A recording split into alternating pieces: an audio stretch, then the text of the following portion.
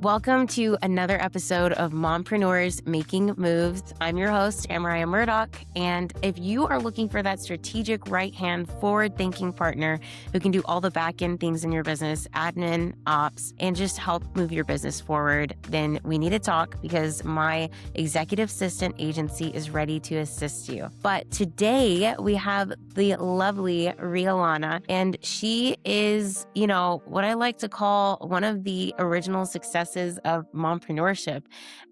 She has been doing this for a while, had so much success, and her story is one that we're going to dive into. And I'm so excited to introduce you to her today. Rhea, how are you? Well, I'm great, Amariah. Thank you for having me.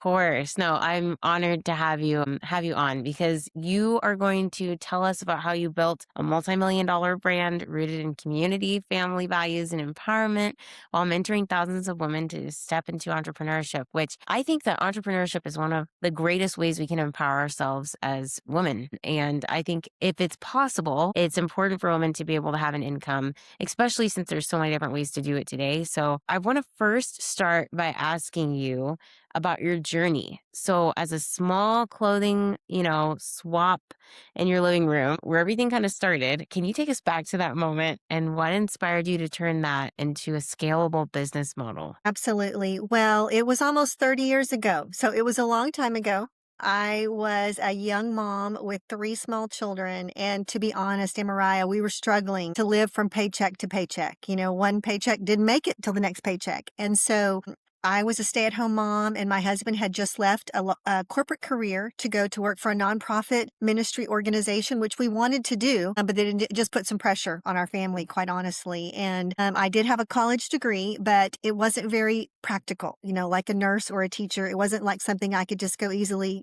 make salary. So I had to be creative. And I always loved deals. I had always loved garage sale shopping or, thrifting. Thrifting is cool now. It wasn't cool 30 years ago. And there really were not high quality experiences for secondhand shopping back then. And so I think I realized that when I'd spend all Saturday morning garage sailing, I'd end up with a bunch of junk I didn't really need. Or when I would also try to sell things at a garage sale, shoppers would want to pay 5 cents for something that I knew was worth at least $7, and then if I'd go to a consignment store, I felt like if I would want to sell my things, they never gave me a report with what sold and for how much. So in my mind, I thought, well, I'm going to just bring some friends together in my living room and just do this little sale. So it started very, very small. I had 3 racks of clothes and we did little handwritten string tags, but I still hand wrote everybody a report because those were and I wanted it to be organized and clean and all the clothes were ironed. And so my values were what I was shooting for, but I started at a very small place and it was just for friends. I don't have a business degree, still don't have a business degree. So I didn't really know what I was doing. But I could tell that my friends enjoyed it. And I only did it twice a year. That's our model still, just twice a year, once in the fall, once in the spring. It makes it, moms can do it. We can clean out twice a year, and get, do all that it takes. So, but each time it would grow and it would take on another room of my house. And then my friends were begging me to keep doing it. And one thing that was neat is that my husband, as sort of his hobby, a lot of guys golf or hunt or fish. Well, his hobby that he enjoyed was IT. And so he actually wrote our software. Wow. For the second time I had it in my living room, we were scanning barcodes like Walmart. Wow.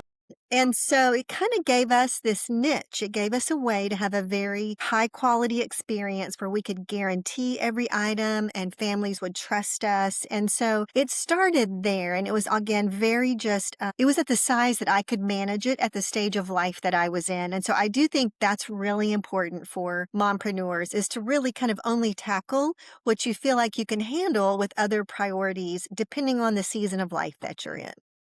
Yes, yes. And were you ever focused at some point on the money where you were like, oh, I need to take this all the way as far as I can take it? Yeah, really, I was focused on the money in that my family needed money. Like if my kids were ever going to take a dance class or play soccer, I had to figure out how to come up with the money. So at the same time, my dreams were never about being wealthy. It was honestly just how can I help provide some quality of life for my family? And I never, that very first sale, I remember that I made $200 and I was so excited. I bought my first purse, nice purse that I'd ever bought for myself that wasn't, secondhand. And then each little sale would grow and I would buy something for my kids. I remember when I could afford to send my kids to summer camp. And that was just huge because I had so many friends that were already sending their kids to summer camp. And the only way I was going to do it is if I made the money at my event to send them. And so I think it's important if you're going to build a business, you got to figure out how to track your expenses and make sure you make money. I will share one example of a failure that I had early on. I had many failures, but this is one.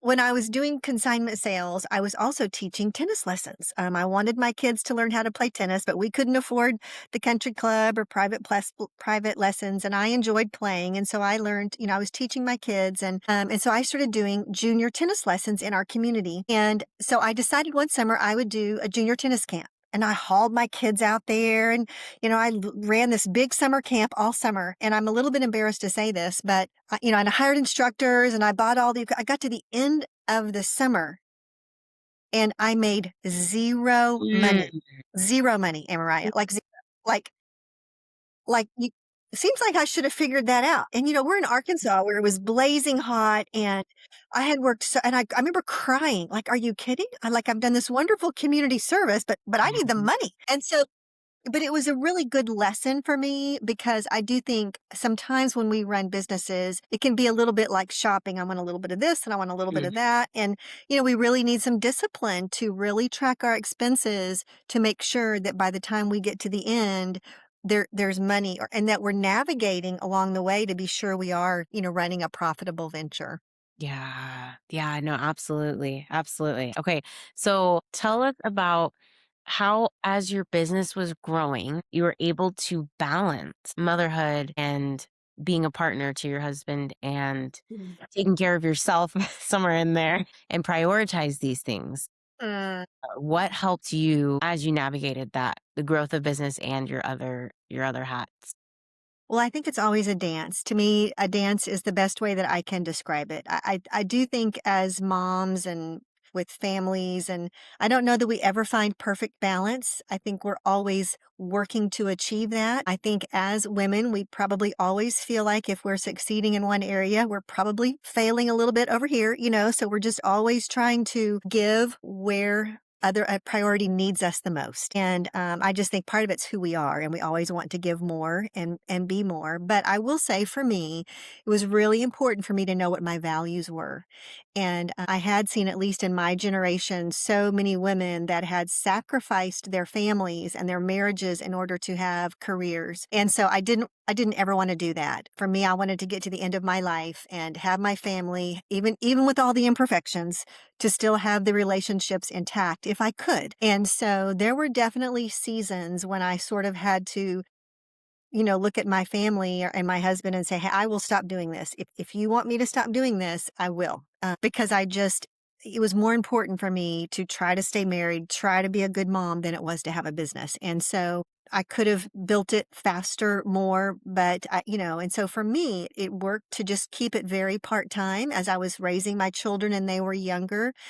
And it still took a lot of sacrifice. I'm not going to lie about that. I mean, you need a community to help you. Like my kids were playing competitive sports and sometimes I'd have to send them with other families Mhm. or, sometimes my family, my parents would help or, we need a community, I think, to help us if we're going to try to work and parent and all the things. But for me, it helped for me to wait until my children were like high school and college age. My youngest was still in high school. My oldest was in college. And that was when I decided to franchise the model and really step into more from part-time to more full-time. Because then, boy, and then I was working like crazy 80, 100-hour weeks sometimes. So I couldn't have done that when I was trying to raise small children while my husband still had his career. So I do think as women, our seasons of life change and we all have needs. Sometimes we have aging parents who need us. Sometimes we go through a personal crisis. And so I personally don't think there's a right or wrong answer.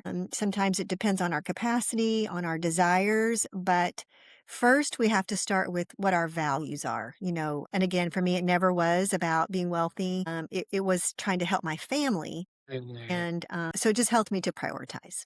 Yes, no, that is good. And I want you to speak to, out of curiosity, because usually, at least what I see, usually, not always, but in most cases, if the woman's really ambitious, has a lot of go getter initiative, their partners are stronger in other areas. They tend to be a little bit of opposites. And so, my question is, how do you balance, for you personally, the go getter, intense, almost masculine energy, if you will, of being a businesswoman with also wanting to rest and just, be feminine and just be pampered and just enjoy life? Like, how do you balance the go-getter side of you when it comes to the context of your partner, while also trying to be the one who, at least for me in my marriage, obviously, I think that we have to lean into the head of the household, which is typically, at least for me, I can't speak for everybody, but for me, I have to, at the end of the day, my husband's leadership is the one that I go with, that I prayerfully,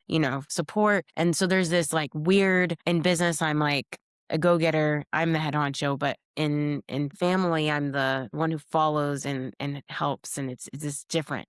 So it's different energies. And so I'm just curious what you would have to say as far as navigating those at the same time. If it's true for you that you also experience you have drive, you have initiative, you're the head honcho in your own business type thing. Mm. It's really a great question, Amber.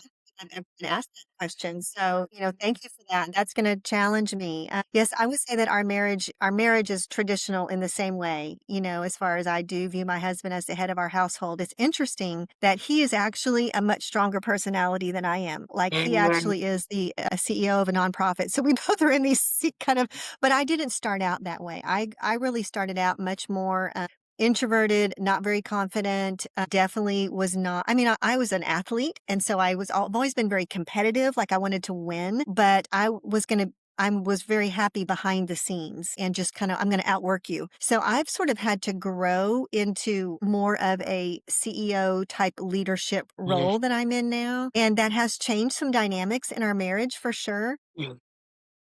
And so I'm not going to say it's always easy, but I do think we're called to love who we're married to, and that means that we are going to change during seasons of life. And so I remember when I was just beginning to franchise my business, and really all of my friends at that stage were stay-at-home moms. Like I didn't even know anybody that owned their own business. I didn't really have many friends that were career women. And so I really enjoyed talking to my husband because he's very left-brained, very analytical. He's actually an engineer. He's got an MBA. He's super smart, way smarter than me. And I always said he would never let me do anything really stupid. But I needed to be more left-brained and I needed to be more analytical. And so I enjoyed talking with and more men, and the men that I would find myself in group settings, I was sort of attracted to the conversations that the men were having because I was wanting to learn how to think more analytically. And so I do think that it's important that we remember how to respect our husbands at home. And then I think depending on how the business is set up in our family, he's a part owner, very much almost.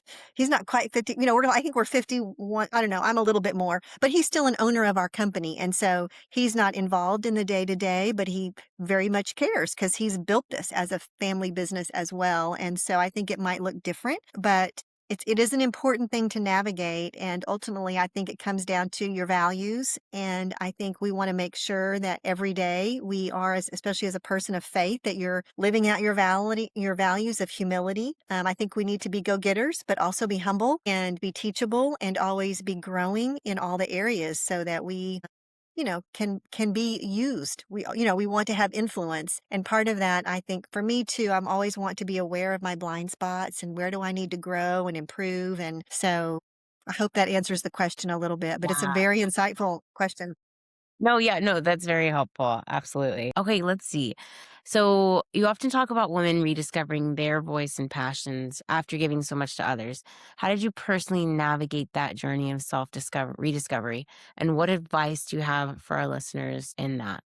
I do think it's important that as you get older, especially if you've been a stay-at-home mom or really even if you've been a working mom, you just spend so much of your life raising your children. And if you're not careful, you have not figured out what you really enjoy and what your passions are. And the reality is our children don't need us to be helicopter parents. We raise our children so that they'll be independent and move on without us, which means we have to. And I think I've just seen so many of my friends kind of struggle with, hey, what's next when I'm empty nesting and my kids are gone? So I think that's one of my passions really, is to help a woman think through how can she still be very useful and impactful, because the younger generations need us as we get older and we have so much to give. But I do think if you've only given your life away and never kind of figured out what your passions are, it takes you a while to figure that out and to gain some confidence. So I would just encourage women to just save a slice of pie, of their time and of their energy, to just explore some different things that makes your heart beat, that gets you excited, so that then as time and space does allow, you can pour your heart into those. Yeah, yeah. And of course, now I'm just thinking about the slice of pie because apparently I'm hungry. But yes, no, that makes complete sense. And then let's talk about, how do you deal with burnout as a mom? And then is it something that you just accepted, like, oh, well, this is just the way it is? Or did self care become a priority for you at some point where it became a little bit better to navigate, a little bit more balanced? I'm just curious about your thoughts on burnout as a mom, juggling all the hats that we have. Yeah.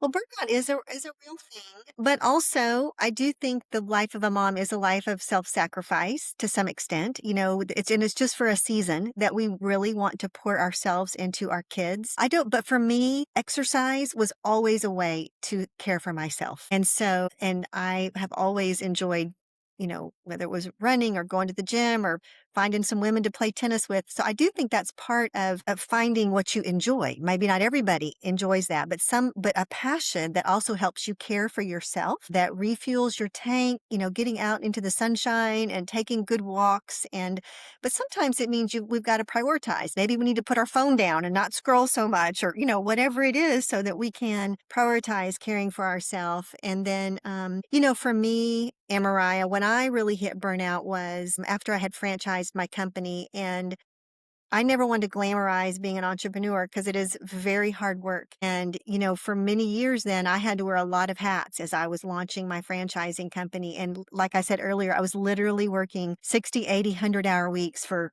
years, honestly, because it's kind of what it took. And because we didn't have money, people giving us a big loan, I built this thing from scratch. And so there was a time when I finally kind of hit the wall, and finally my body kind of said, hey, you can't keep doing this anymore. And for me, what it looked like is it was about the time that my dad passed away, which I think sometimes those big life things happen, and it kind of hits you physiologically. But I just really hit a wall emotionally. And I just found myself just crying all the time. And I'm not a crier. Like, I'm pretty tough. My dad was in the military, but it was my first time that I had ever gone to therapy. And for me, it just was what I needed to really process a lot of and by that time I'm in my 50s, and I really hadn't processed a lot of my life. I had just always done the next hard thing. And so that would be my encouragement for women, is I think for all of us, we will probably hit it at different stages, and depending on what has been asked of us. In my journey, after I franchised, I also ended up battling the government for almost 10 years. And it was just this huge stress. And so, there just had been quite a few big hurdles that I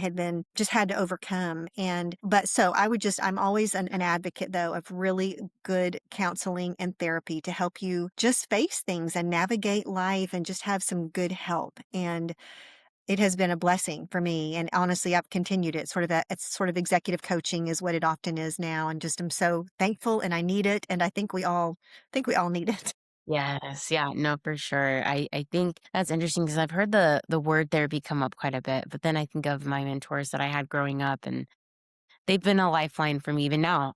Yeah. And so I think, yeah, having that space though, that's one thing I never thought about when it came to burnout. Having the space to process, allowing yourself to Mhm. process is huge, because a little bit of the weird part about burnout is how mental it is, right? And yeah, you can physically like wear yourself out, but mentally you could be working 10 times harder wearing yourself out. Like a lot of burnout is in the mind, in terms of all the things we're carrying and weighing and stirring with and trying, but the processing, I think that's a really unique piece to addressing burnout that I hadn't thought about before. So thank you for sharing that. Yeah. Let's talk about your legacy. And after your 35 years of marriage, raising three kids, and now enjoying grandmotherhood, what does success mean to you today?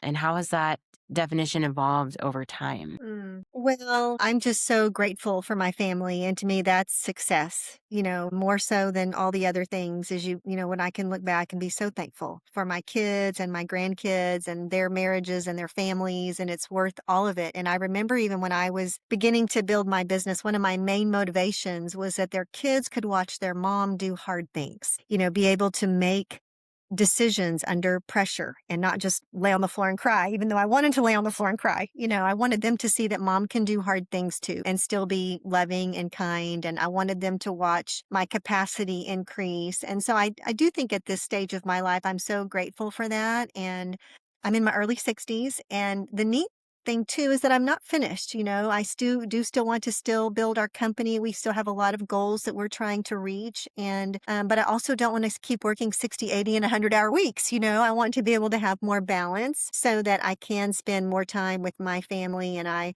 am really loving being able to provide careers for the women in our corporate office here and help them find balance. And then also for our franchise owners to help them find careers in business ownership. And so I'm honestly just grateful for the platform where I can still have influence and leadership and grow as a leader myself. So I'm hopeful that I can do it with a little more balance than I did, in the early years. No, you are absolutely an inspiration and so grateful for you to take the time today to chat with us and share your wisdom with us. And for those of you who want to connect or follow the journey of Rhea, there are links below per the usual. So connect. I always encourage you guys connect, reach out. If you have any follow-up questions or topics or anything, just at least reach out because this is a community for you. We have this here from others. And man, I really appreciate you sharing your story with us and the different things that we can consider as we navigate motherhood and business. I think that is absolutely timeless. The things that we can learn from each other. So thank you for your time again today. And for everyone listening, thank you for taking the time out of your day to spend a few minutes with us and keep showing up, keep making moves, and don't forget to take care of yourself too. And we'll see you again next time on our next episode of Mompreneurs Making Moves. And thank you again, Rhea Lana. You're amazing. Thank you for having me. And thank you for all that you're doing, Amariah. So sweet.